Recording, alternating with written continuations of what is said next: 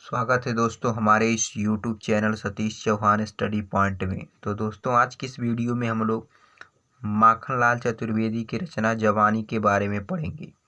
इसके पिछले वीडियो में हमने पुष्प की अभिलाषा के बारे में बताया था। तो जिन लोगों ने इस वीडियो को नहीं देखा तो वे लोग हमारे channel Satish Chauhan study point पर जाकर उस वीडियो को देख सकते हैं। तो चलिए शुरुआत करते हैं। प्राण अंतर में लिए पागल जवानी, कौन कहता है कि तू विधवा हुई, खो आज पानी। चल रही घड़ियां चले नभ के सितारे, चल रही नदियां चले हिमखंड प्यारे। चल रही सांस फिर भी तू ठहर जाए, 2 सदी पीछे की तेरी लहर आए।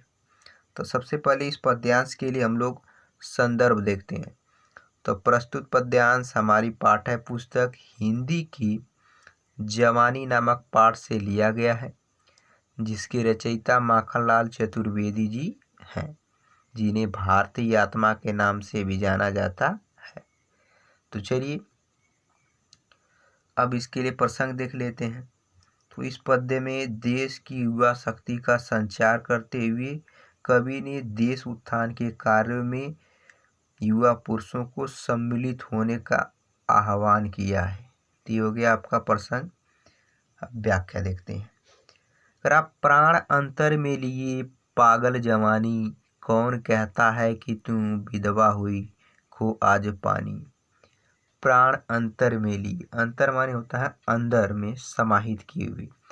तो माखनलाल चतुर्वेदी जी युवा पुरुषों को संबोधित करते हुए कह रहे हैं कि हे युवा पुरुषों की पागल जवानी, प्राण अंतर में लिए अर्थात तुम अपने अंदर उत्साह एवं प्राण शक्ति रूपी प्राण को अपने अंदर समेटे हुए है, सम्मिलित किए हुए। तेरे अंदर उत्साह और शक्ति रूपी शक्तियां भरी हुई हैं। कौन कहता है कि तू विधवा हुई आज खो पानी।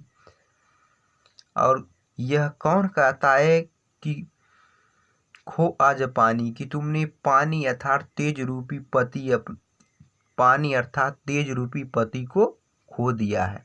विधवा हुई और तुम आज विधवा होकर उदास हो गई हो। यह कौन कहता है कि तुमने पति अर्थात पानी रूपी तेज पति को खो दिया है, विधवा हुई और तुम विधवा होकर उदास हो गई हो अर्थात शांत हो गई हो। जबकि चल रही घड़ियां में समय, जबकि मैं जिधर देखता हूँ उधर निरंतर सभी वस्तुएं गतिशील दिखाई देती हैं।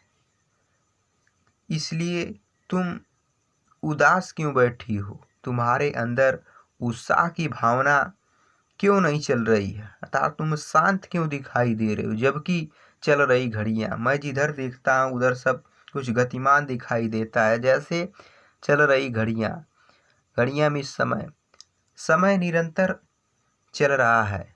चले नभ के सितारे, नभ माने आकाश, सितारे माने सितारे, और आकाश के सितारे गतिमान हैं। चल रही नदियां, और नदियां निरंतर प्रवाहमान हैं। चले हिमखंड प्यारे, हिमखंड माने बर्फ के टुकड़े, और बर्फ के टुकड़े धीरे धीरे सरक कर अपनी गति को प्रतीत कर रहे हैं। चल रही सांसें, और जो मनुष्य की प्राणी मात्र सांस है वो भी निरंतर चल रही है। फिर तू ठहर जाए। इस निरंतर गतिशील वातावरण में यह कैसे हो सकता है कि तुम ठहर जाए अर्थात यदि तुम ठहर जाएगी तेरे अंदर ज्वार भाटा की गति शांत हो जाएगी, तो 2 सदी पीछे की तेरी लहर जाए। तो जो ये देश की प्रगति है, ये 2 शताब्दी पीछे हो जाएगी। अर्थात जो हे पागल जवानी, यदि तेरे अंदर से उत्साह और शक्ति रूपी जो प्राण है, यदि ये इस गतिशील वातावरण में शांत हो जाएंगे तो जो देश की प्रगति है वो 2 वर्ष पीछे आ जाएगी। इसलिए तुम शांत मत रहो, अपने उत्साह को आगे बढ़ाओ। पहन ले नर मुंड माला, उठ समुंड सुमेरु कर ले, भूमि सा तू पहन बाना याज धानी, प्राण तेरे साठ है उठरी जवानी।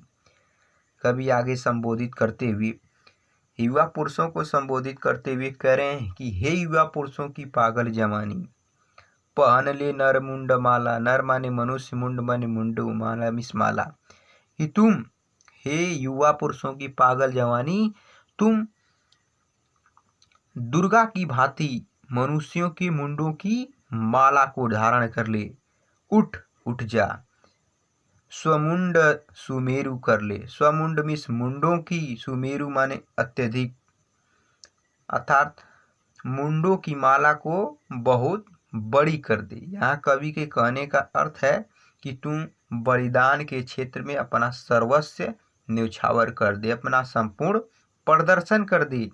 भूमि सा तू पहन बाना आज धानी, भूमि सानी भूमि के समान, तू पहन मिस पहन ले, बाना मिस चुनर, आज धानी, धानी मिस धानी रंग की, धान के रंग की। कवि कह रहे हैं कि जिस प्रकार ललहाते धान की हरियाली में धरती के जीवन की झलक दिखाई देती है, ठीक उसी प्रकार तुम अपने अंदर उत्साह से भरकर आज इस धानी चुनर को ओढ़ ले। जिस प्रकार ललहाते धान की हरियाली में धरती के जीवन की झलक दिखाई देती है, ठीक उसी प्रकार तुम अपने अंदर उत्साह से भरकर धानी रंग की चुनर को ओढ़ ले, प्राण तेरे साथ है उठरी जवानी। कवि कह रहे हैं कि ये जो प्राण नामक तत्व है ये तुम्हारे साथ है, उठरी जवानी। हे युवा पुरुषों की जवानी, तुम उठ जाओ, तुम अपने अंदर के आलस्य को त्याग दो और अपने आलस्य के त्याग कर इस संसार में क्रांति मचा दो। तो दोस्तों, ये रहा जवानी का पार्ट 1 की व्याख्या। इसका आप काव्यगत सौंदर्य देख लेते हैं। तो काव्यगत सौंदर्य क्या होता है कि काव्य की सुंदरता बढ़ाने वाले सत्व तत्व। तो इसमें देखिए, भाषा सरल खड़ी बोली है, शैली उद्बोधन है, रस वीर है, गुण ओज है, अलंकार उपमा रूपक तथा अनुप्रास है, छंद मुक्तक। ठीक है दोस्तों, यदि वीडियो आपको अच्छी लगे तो इसे ज़्यादा से ज़्यादा लाइक शेयर और कमेंट करिए, तथा चैनल पर नए हैं तो प्लीज़ चैनल को सब्सक्राइब कर लीजिए और बेल आइकन को प्रेस कर दीजिए ताकि आने वाली वीडियो की नोटिफिकेशन मिलती रहे। तो अगले वीडियो मिलेंगे, तब तक के लिए बाय बाय, धन्यवाद।